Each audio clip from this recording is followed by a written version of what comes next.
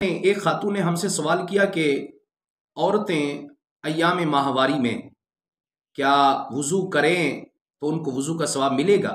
جی بالکل، ایام ماہواری میں اگر عورتیں وضو کرتی ہیں تو اس وضو کا ثواب ملے گا۔ بہتر عمل بھی یہی ہے کہ ایام ماہواری میں عورتیں جو ہیں نماز کے وقت، ہر نماز کے وقت وضو کریں، مصلی بچھائیں اور اس پر کچھ ذکر و اذکار کرتی رہیں، تسبیح پڑھتی رہیں۔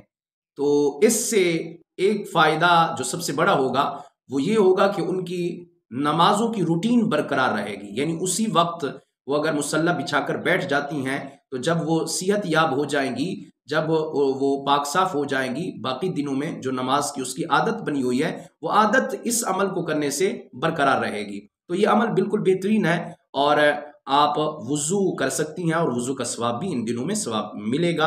اور کچھ خواتین جو ہے ان دنوں میں بسم اللہ بھی نہیں پڑھتی اور باقی بھی الحمدللہ، سبحان اللہ، اللہ اکبر اس طرح کے ذکر و اذکار کرنے سے گریز کرتی ہیں۔ وہ سمجھتی ہیں ہم تو پاک نہیں ہیں، ایسی بات نہیں ہے۔ ان دنوں میں کچھ مخصوص چیزیں ہیں جو نہیں کرنی، آپ نے نماز نہیں پڑھنی، آپ نے روزہ نہیں رکھنا، اور آپ مسجد میں نہیں جا سکتی، آپ خانہ کعبہ میں نہیں جا سکتی۔ تو ان ایام میں اس طرح کے کام کرنا منع ہے۔ قرآن پاک کو پڑھ نہیں سکتی، اس کو ہاتھ نہیں لگا سکتی، لیکن آپ ذکر اذکار ان ایام میں کر سکتی ہیں۔ بسم اللہ الرحمن الرحیم بھی پڑھ سکتی ہیں، وضو بھی کریں تو اس کا بھی ثواب ملے گا آپ کو۔ آپ باقی ذکر و اذکار بھی الحمدللہ، سبحان اللہ، ماشاء اللہ اس طرح کے کر سکتی ہیں آپ۔